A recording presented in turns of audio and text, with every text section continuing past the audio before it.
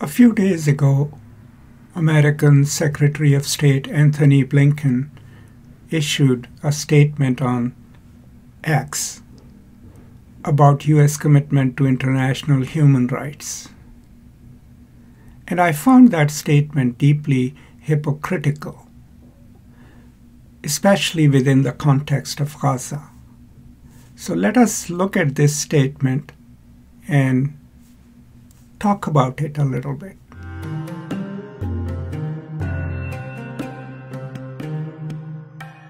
So Mr. Blinken says, today we commemorate the 75th anniversary of the Geneva Conventions of 1949. The United States reaffirms our steadfast commitment to respecting international humanitarian law and mitigating suffering in armed conflict. We call on others to do the same. So let us first just simply look at the surface hypocrisies of this statement. So the Secretary is declaring the unequivocal commitment, United States commitment to international humanitarian law, which means the laws of Geneva Convention and everything else, as related to conflict zones, and also asserts that they are committed to mitigating the disastrous or deleterious impact of conflict, good, and then wants other nations to do so.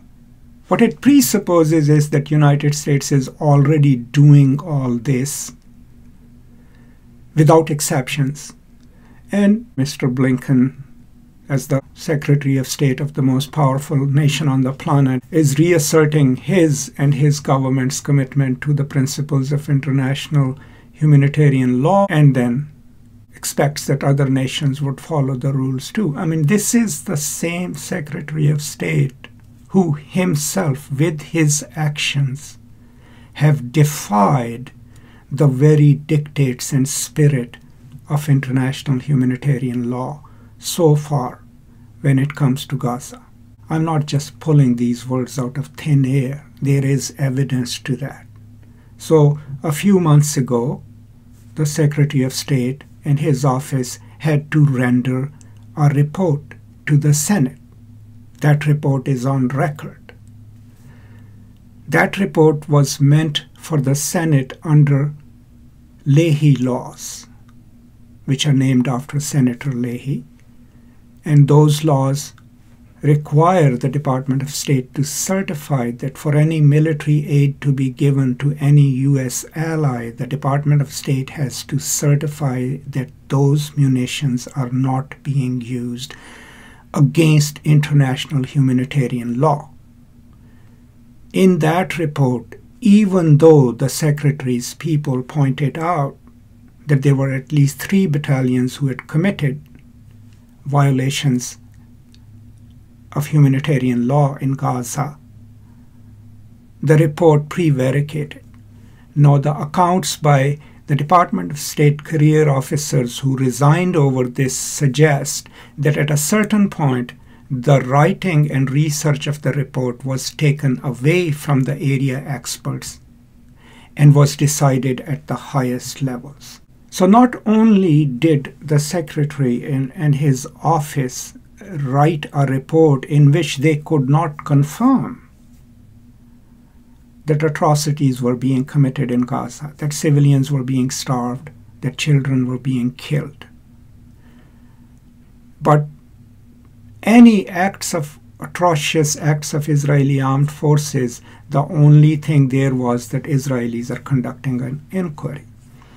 It gets worse. In the same report, one Israeli battalion was singled out as having committed provable human rights violations, and it was decided that that battalion would be sanctioned. But just recently, about a week ago, and you can look it up, the U.S. government decided that they will not stop issuance of U.S. ammunition to that battalion as well. A battalion that was initially singled out as having provable offenses that under Leahy laws would have made it impossible for the US government to send military aid to. So when Secretary Blinken issued this laudable statement on the commemoration of the 75th anniversary of the international human rights regime, those words are not backed by his actions or the actions of the United States government.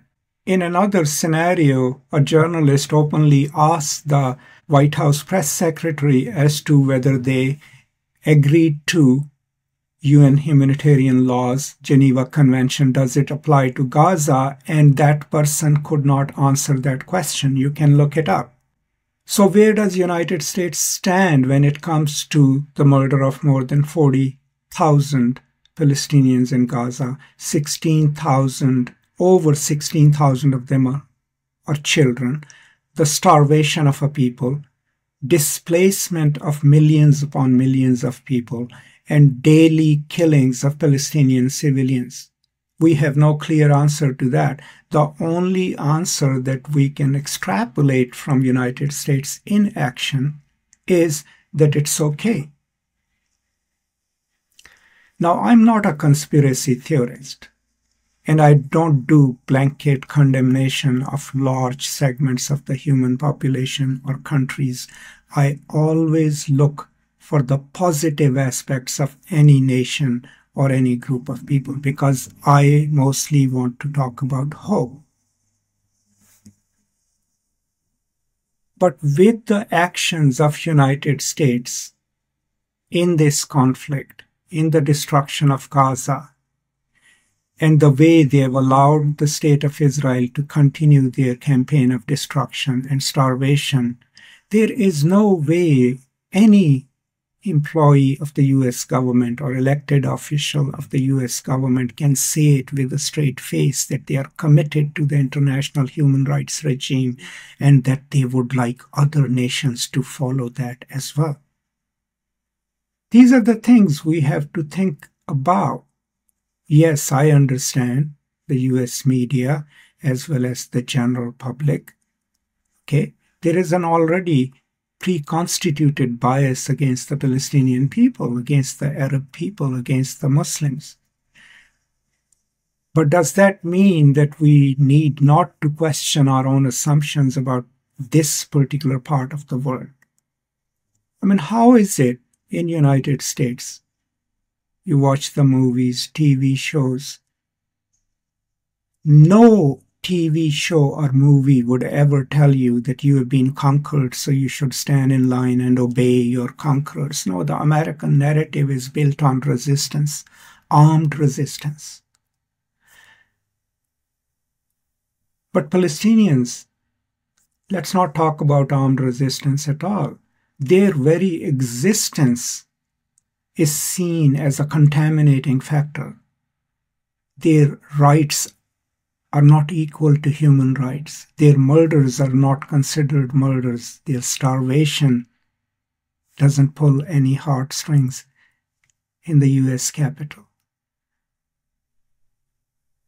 So, at the end of the day, Mr. Blinken's statement about the regime of international humanitarian laws is nothing but empty words by a person who has himself made sure that not only that the right-wing Israeli government continues to destroy Palestinian lives, but that there are no consequences for them for that. And he has done that through his work, not just through his words. So my question to you is this. We all live in this world. This is one single planet. You live in America, I live in America. If you're okay with children being starved and murdered, ask yourself, why is it so? If you're religious, does that religion permit it? If you're just simple people like me, does your personal moral code, is it so deteriorated that you find it's okay to kill children and starve a people and take away their dignity? And do you think that by suppressing a group of people for 75 years, by destroying their will, destroying their systems, destroying their culture, do you think that is a just way for the state of Israel to exist? So Mr. Blinken's statement made me think about these things. On an empirical level, that what he's saying is a pack of lies, right? But on an emotional, psychological, and philosophical level, it should force us to question our own humanity, our own responsibility, and then it should also ask us to question, where do we stand and why? Now, I'm pretty sure I will get some comments here. They are always of the same sort. People who believe that children can be killed because they are somehow implicated in the project of what the adults are doing. People who openly state on this forum and other forums that Palestinians are by their very nature a violent people. But here is the truth. These are the people who were evicted from their land. These are the people who live in refugee camps in West Bank and Gaza. These are the people whose rights have been acknowledged by the United Nations and by a majority of nations on this planet. These people have been under military occupation for over 70 years. And right now, they are being systematically destroyed. Those who have been captured are being tortured.